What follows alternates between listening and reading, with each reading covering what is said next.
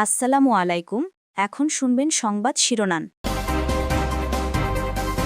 জ্বালানি তেল নিতে বেশিরভাগ ফিলিং স্টেশনে নেই আগের সেই ভোগান্তি। বাধ্য হয়েই দাম সমন্বয় করেছে সরকার, বললেন সড়ক মন্ত্রী। গণভোট ও জুলাই সনদ নিয়ে সরকার ও বিরোধী দলের মধ্যে টানাপোড়েন। জনগণকে সাথে নিয়ে এগোতে চায় বিএনপি। সাংঘর্ষিক পরিস্থিতির শঙ্কা দেখছেন না শীর্ষ নেতারা। বেঁচে নেই যুক্তরাষ্ট্রে নিখোঁজ বাংলাদেশি শিক্ষার্থী নাহিদা বৃষ্টি। ফেসবুক পোস্টে জানালেন ভাই, আনুষ্ঠানিকভাবে কিছু জানায়নি ফ্লোরিডা পুলিশ। আলোচনার জন্য ইসলামাবাদ পৌঁছেছেন ইরানের পররাষ্ট্রমন্ত্রী। বিশেষ দূত স্টিভ উইটকফ ও জ্যারেড কুশনারকে আজই পাকিস্তান পাঠাচ্ছেন ট্রাম্প। আসসালামু আলাইকুম। এতক্ষণ দেখছিলেন সংবাদ শিরোনাম, এখন দেখবেন বিস্তারিত। রাজধানীর ফিলিং স্টেশনগুলোতে জ্বালানি তেল সরবরাহ পরিস্থিতি ধীরে ধীরে স্বাভাবিক হতে শুরু করেছে। এতে নেই আগের সেই ভোগান্তি। তবে কোনো কোনো পাম্পে ছুটির দিনে গাড়ির লাইন দেখা গেলেও তা আগের চেয়ে কম। চালকরা বলছেন এখন আর তাদেরকে দীর্ঘ সময় অপেক্ষা করতে হয় না। আগে যেখানে ঘন্টার পর ঘন্টা লাইনে থাকতে হতো, এখন তুলনামূলক কম সময়ে জ্বালানি তেল পাচ্ছেন তারা। ফুয়েল পাস ব্যবস্থা চালু হওয়ায় পাম্পগুলোতে শৃঙ্খলা ফিরে এসেছে বলেও মনে করছেন সংশ্লিষ্টরা।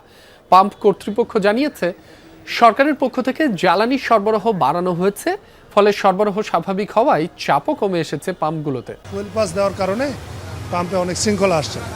প্রথমে একটু ঝামেলা হয়েছিল, পরে আমরা যারা আসতেছে তাদেরকে বুঝাই বলতেছি যে এটা 2-5 মিনিটের কাজ, আপনারা করে নেন, এবং একটা ভালো পর্যায়ে তারা 1400 টাকা তেল পেয়ে যাচ্ছে। এখন অনেকটা শৃঙ্খলা চলে আসছে, আশা করি আর 2-1 দিনের মধ্যে একদম পুরো স্বাভাবিক হয়ে যাবে। গত কয়েকদিন ধরেই কিন্তু পরিস্থিতি ধীরে ধীরে স্বাভাবিক হচ্ছে। পাম্প ঘিরে যে অস্থিরতা ছিল, যে অনিশ্চয়তা ছিল, সেটা কিন্তু অনেকটাই কেটেছে এবং আগে যেমন ঘন্টার পর ঘন্টা অপেক্ষা করতে হতো, সেই অপেক্ষাও কিন্তু অনেকটাই কমেছে। আমি আছি ট্রাস্ট ফিলিং স্টেশনের সামনে। দেখতে পাচ্ছেন যে এখানে গাড়ির যে দীর্ঘ লাইন, সেই লাইনটিও কিন্তু অনেকটা ছোট হয়ে এসেছে এবং যারা চালক আছেন তারা বলছেন যে এখন লাইনে দাঁড়ালে মোটামুটি ঘন্টাখানেকের মধ্যেই কিন্তু কাঙ্ক্ষিত যে তেল সেটা কিন্তু মিলছে।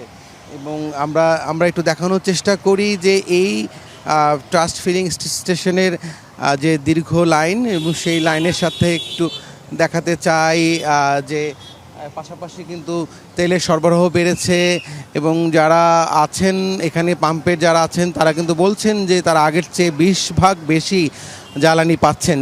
যেহেতু জ্বালানি সরবরাহ বেড়েছে, তাই গ্রাহকরাও কিন্তু কাঙ্ক্ষিত যে তেল সেটা কিন্তু পাচ্ছেন।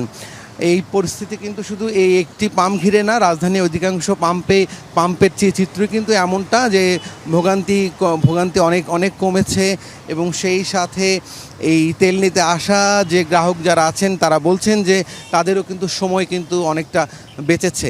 গণভোট ও জুলাই সনদ নিয়ে সরকার ও বিরোধী দলের মধ্যে টানাপোড়েন চলছে।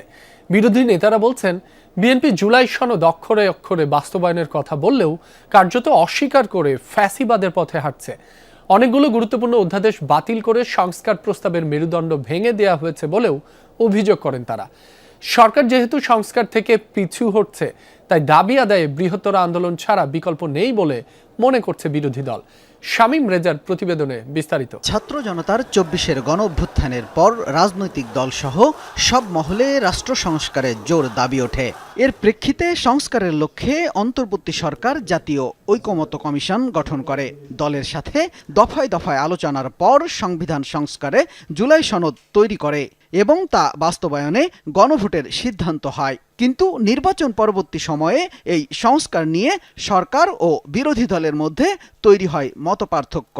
আমরা আশা করি সংসদ জাতীয় সকল সমস্যা সমাধানের কেন্দ্রবিন্দু হবে ইনশাআল্লাহ। এমন পরিস্থিতিতে জামাত নেতৃত্বাধীন 11 দলীয় ঐক্যের নেতাদের অভিযোগ, বিএনপি নির্বাচনের পূর্বে গণভোটের পক্ষে থাকলেও জয়ী হওয়ার পর অবস্থান পরিবর্তন করে জাতিকে হতাশ করেছে। বলেন, সরকারি বিরোধী দলকে রাজপথে ঠেলে দিয়েছে। তারা আসলে অক্ষরে অক্ষরে যে কথাটা বলছেন সেটা অসত্য কথা। যে আসলে তারা মুখে বলছেন, কার্যত তারা টোটালি ভিন্ন ভূমিকা রেখেছেন।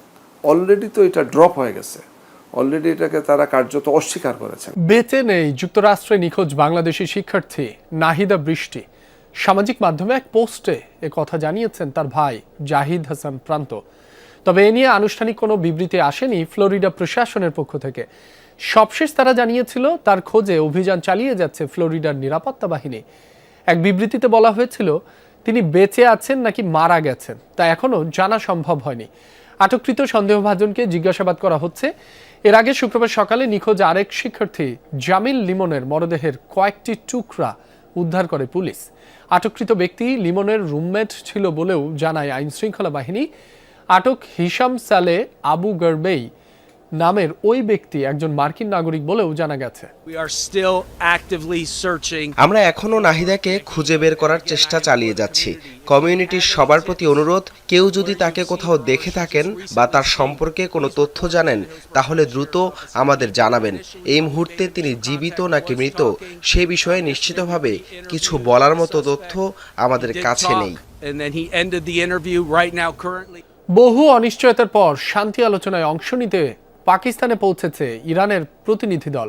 আজই ইসলামাবাদ যাওয়ার কথা মার্কিন আলোচকদেরও। তেহরানের প্রতিনিধি দলের নেতৃত্বে আছেন দেশটির পররাষ্ট্রমন্ত্রী আব্বাস আরাকচি। শুক্রবার মধ্যরাতে রাওয়ালপিন্ডিতে পৌঁছায় তাদের বহনকারী বিমানটি। সে সময় পাকিস্তানের পররাষ্ট্রমন্ত্রী ইসহাক দার সহ দেশটির জ্যেষ্ঠ কর্মকর্তারা স্বাগত জানান তাকে। এদিকে হোয়াইট হাউস জানিয়েছে আলোচনায় অংশ নিতে আজই পাকিস্তান যাচ্ছেন মার্কিন বিশেষ দূত স্টিভ উইটকফ এবং কূটনীতিক জারেড কুশনার। তবে ইরানের দাবি ওয়াশিংটনের সাথে তাদের সরাসরি আলোচনার কোনো পরিকল্পনা নেই। পাকিস্তানের মাধ্যমেই মার্কিন প্রতিনিধিদের কাছে পৌঁছে দেওয়া হবে তেহরানের অবস্থান ও পর্যবেক্ষণ। পাকিস্তানে বৈঠক শেষে ওমান ও রাশিয়া সফরের কথা রয়েছে আরাকচির। হরমুজ প্রণালীতে অচলাবস্থা কাটাতে ইউরোপের প্রচেষ্টাকে স্বাগত জানায় যুক্তরাষ্ট্র, এমন মন্তব্য করেছেন মার্কিন প্রতিরক্ষা মন্ত্রী পিট হেগসেথ। বিশ্বের অন্যান্য দেশকেও কার্যকর পদক্ষেপের আহ্বান জানান। গত সপ্তাহে ইউরোপ অনেক কিছু আলোচনা করেছে, কিন্তু সেসব তেমন কাজের কথা নয়। তারা হরমুজ খুলে দেয়া ইস্যুতে কার্যকর কিছু করলে অবশ্যই স্বাগত জানাবো। অন্যান্য দেশের জন্য একটি সতর্ক বার্তা, ইরানের মতো দেশের আদেশ মেনে নেবেন নাকি কোনো ব্যবস্থা নেবেন। একমাত্র যারা কিছু করতে পারে তারা হলো মার্কিন সামরিক বাহিনী। লেবাননে হামলা চালিয়ে হিজবুল্লাহ 6 যোদ্ধাকে হত্যা করেছে ইসরায়েলি সামরিক বাহিনী। শুক্রবার দক্ষিণ লেবাননের বিন্থ জবেইলে হামলা চালায় আইডিএফ। এ সময় পাল্টা প্রতিরোধ গড়ে তোলে হিজবুল্লাহ যোদ্ধারাও। তেল আবিব জানিয়েছে সশস্ত্র গোষ্ঠীটির বিরুদ্ধে অভিযান অব্যাহত থাকবে। এর আগে যুদ্ধবিরতি চুক্তি হয় ইসরায়েল ও লেবাননের মধ্যে। হিজবুল্লাহকে দমাতে একসাথে কাজ করার কথা জানায় বৈরুত। এদিকে লেবাননের স্বাস্থ্য মন্ত্রণালয় জানিয়েছে মার্চের শুরু থেকে ইসরায়েলি হামলায় এখন পর্যন্ত প্রায় 2500 মানুষ নিহত হয়েছে। আহত হয়েছে 7500-এর বেশি।